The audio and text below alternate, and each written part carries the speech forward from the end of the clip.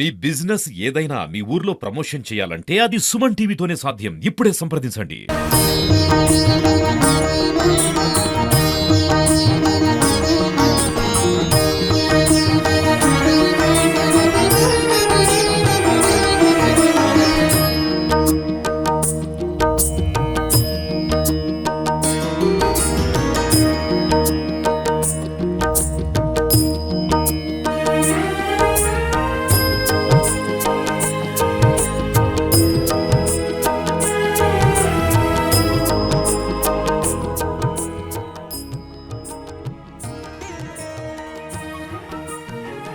నమస్తే, welcome to Suman TV. నేను ఈరోజు కాలభైరవ స్వామి దేవస్థానంలో ఉన్నాను. ఇసన్నపల్లి, రామారెడ్డి, నిజామాబాద్ డిస్ట్రిక్ట్. ఈరోజు కాలభైరవ స్వామి జన్మదినం సందర్భంగా కార్తీక మాసం బహుళ అష్టమి రోజు కాలభైరవ స్వామి జన్మదినంగా జరుపుకుంటారు. సో ఈరోజు మనం ఈ జన్మదినాన్ని చూసి తరించి ఆనందించడానికి వచ్చాము. రండి స్వామివారి దర్శనం చేసుకుందాం.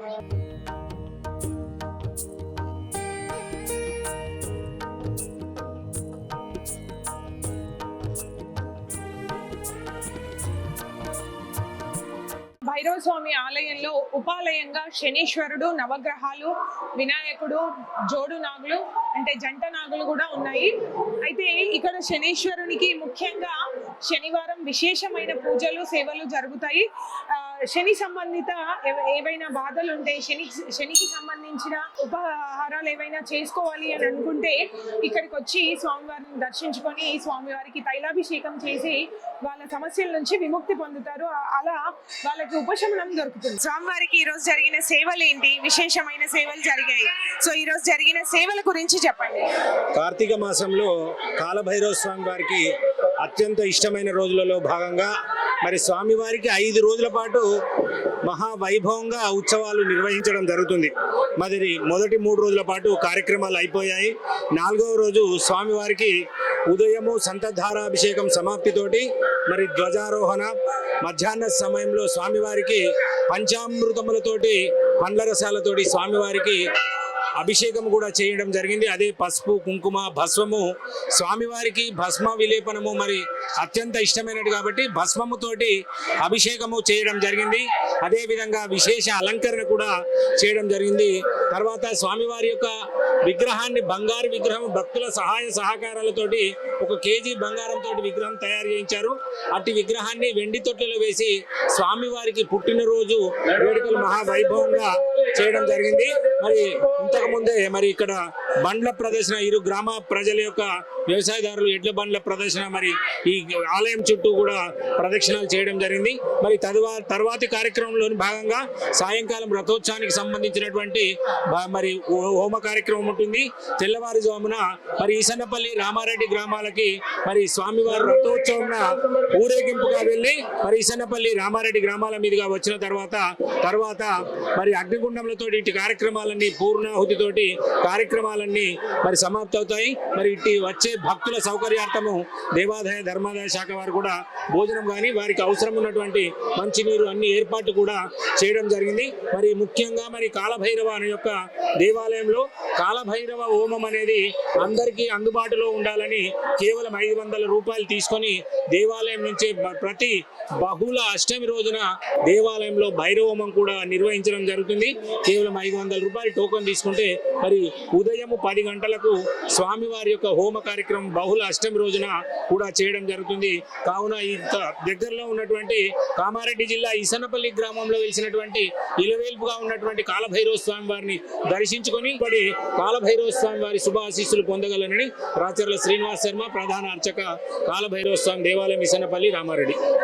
అయితే బహుళ అష్టమికి చేస్తామంటున్నారు కదా, అంటే ప్రతి నెల బహుళ అష్టమికి చేస్తారా? ప్రతి నెల బహుళ అష్టమి రోజు స్వామివారు పుట్టిందే అష్టమి రోజు కాబట్టి మరి అందరికీ అష్టమి రోజు కాలభైరవ హోమం చేయడం వల్ల వారి కష్టాలు కూడా నెరవేరుతాయి.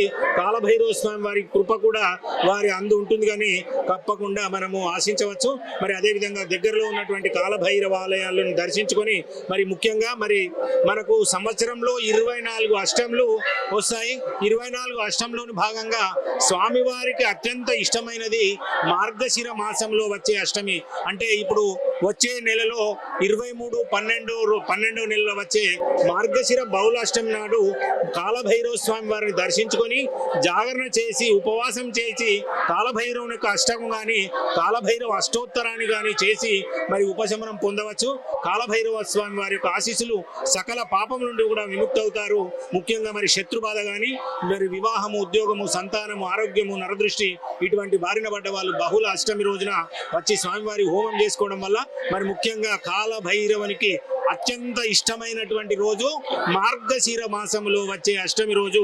మరి స్వామివారిని అయితే ఎవరైతే దర్శించుకుంటారో వారు ఆ పునీతులు అవుతారని చెప్పవచ్చు. ఈ ఈసన్నపల్లి గ్రామంలో వెలిసినటువంటి కాలభైరవ స్వామి స్వయంభూగా వెలిసినటువంటిది కాబట్టి తప్పనిసరిగా వచ్చి కాలభైరవ స్వామి దేవాలయంలో జరిగే అభివృద్ధి పనులకు తోడ్పడి కాలభైరవ స్వామి వారి ఆశీస్సులు పొందగలరు.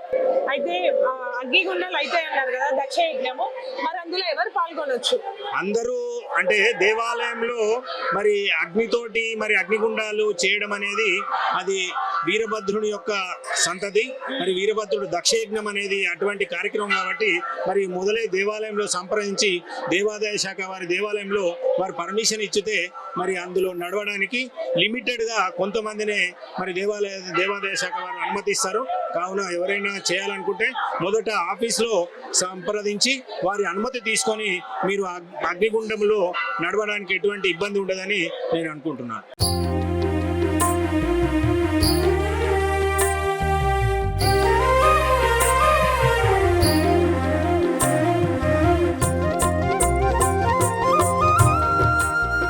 మనతో కాలభైరవ స్వామి ఈవో ఉన్నారు, ప్రభు గారు. నమస్తే అండి. బంగారు విగ్రహం లేదమ్మా, ఇది సుమారు 10 సంవత్సరాల క్రితము స్వామివారి యొక్క బంగారు విగ్రహము ప్రతి భక్తుని ద్వారా ఒక గ్రాము, అర్ధ గ్రాము, ఒక తులము అటువంటి దాంతో అందరి భక్తుల ద్వారా సేకరించి ఈ యొక్క విగ్రహాన్ని స్వామివారికి ప్రతి జన్మదినం సందర్భంగా ఇట్లా భక్తులకు ఈ యొక్క విగ్రహాన్ని చూపిస్తే ఎంతో ఉత్సాహంగా ఉంటారని చెప్పి ఆలోచనతోటి అప్పుడు ట్రస్ట్ బోర్డు, ధర్మకర్తలు మరియు అందరు భక్తులు కలిసి సహకారంతో 1 కిలోన్నర బంగారం తోటి సుమారు ఆ యొక్క విగ్రహాన్ని తయారు చేసి ఈ యొక్క జన్మదినానికి ఉపయోగించడం జరుగుతుందమ్మా. ఈరోజు స్వామివారికి విశేషంగా ఏమేమి సేవలు జరుగుతున్నాయి? ఈ రోజు స్వామివారికి ఉదయం సంతధారాభిషేకం సమాప్తి జరిగింది. తదుపరి స్వామివారికి అలంకరణ కార్యక్రమము, సింధూర పూజ, తదుపరి అన్నదాన కార్యక్రమం మరియు ఇప్పుడు జన్మదిన కార్యక్రమం స్వామివారిని బంగారు తొట్టెలో వేసి భక్తులందరికీ ఈ బంగారు తొట్టెలో స్వామివారిని చూపించాలని అందరికీ ఈ యొక్క విగ్రహాన్ని ఇప్పుడు బంగారు తొట్టెలో పెట్టడం జరిగింది. ఆ యొక్క స్వామివారిని మూల విరాట్ను దర్శించుకొని స్వామివారి బంగారు విగ్రహాన్ని దర్శించుకొని భక్తులు ఎంతో పునీతులవుతారని ఆశిస్తున్నారు.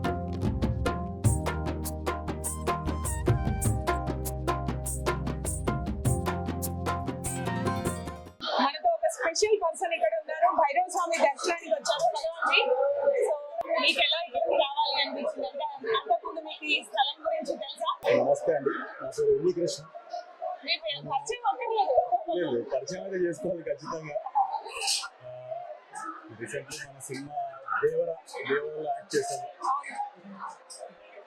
కండేలని ఒక మూవీ వస్తుంది, అందులో కూడా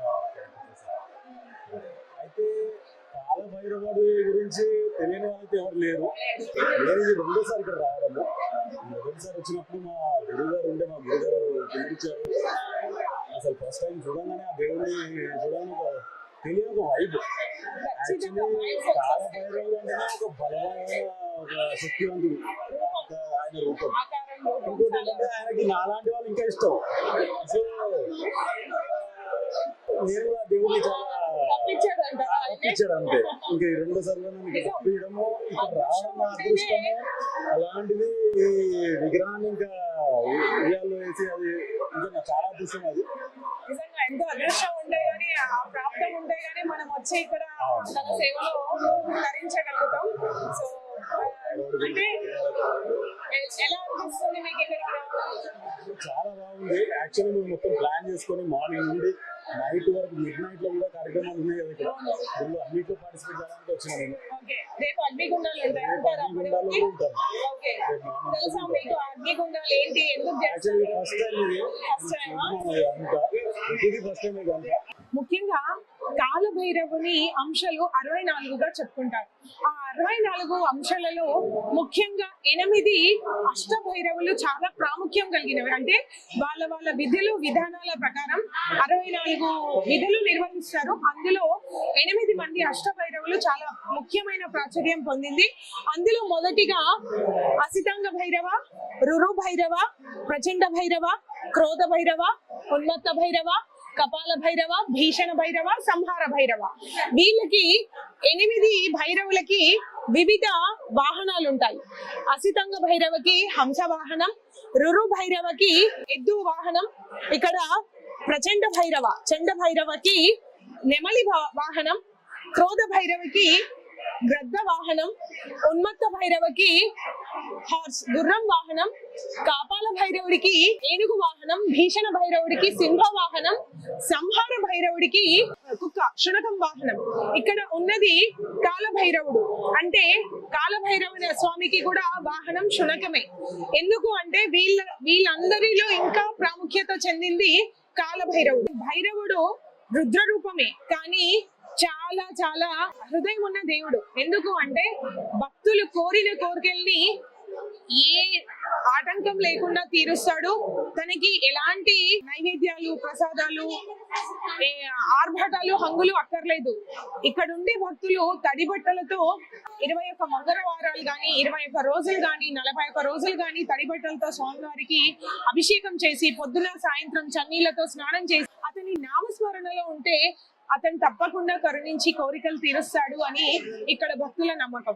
ఇదండి ఈ రోజు కాలభైరవ అష్టమి, కార్తీక మాసం బహుళ అష్టమి, స్వామివారి జన్మదినం. చాలా బాగా భక్తులు ఇక్కడికి పెద్ద సంఖ్యలో విచ్చేసి స్వామివారిని దర్శించుకున్నారు. అలాగే స్వామివారి కృపకు పాత్రులైనారు. ఎవరైతే బాధాగ్రస్తులు, రోగపీడితులు ఉంటారో, ఎవరికైతే నరదృష్టి ఉందో, ఎవరికి పెళ్లి కావాల్సిన సమస్య ఎదుర్కొంటున్నారో, వ్యాపారం కావచ్చు, ఉద్యోగం కావచ్చు, ఎవరైనా ఇలాంటి వాటితో సతమతం అవుతూ ఉంటే వచ్చే మార్గశిర మాసం బహుళ అష్టమి రోజు ఇక్కడ విశేషంగా స్వామివారి భైరవ హోమం జరుగుతుందంట. సో ఎవరైనా మీకు రావాలి అనిపిస్తే కామారెడ్డి నుంచి 10 కిలోమీటర్ల దూరంలోనే ఉంటది. అందుబాటులో హైదరాబాద్ నుంచి కానీ, నిజామాబాద్ నుంచి కానీ, చుట్టుపక్కల ఏ ప్రాంతం నుంచి వచ్చినా బస్ ఫెసిలిటీ ఉంటది. కామారెడ్డి వరకు ట్రైన్ ఫెసిలిటీ కూడా ఉంది. వచ్చే మార్గశిర మాసాన్ని స్వామివారి ఇష్టమైన రోజుగా భావిస్తున్నారు, బహుళ అష్టమిని. సో ఆ రోజు వచ్చి అందరూ స్వామివారి కృపకి పాత్రలు కండి, మీ కోరికలు తీర్చుకొని ధన్యులుగా అవుతారని భావిస్తున్నాం. ధన్యవాదాలు. కెమెరా పర్సన్ జగదీష్ తో లక్ష్మీ ప్రసన్న, సుమన్ టీవీ.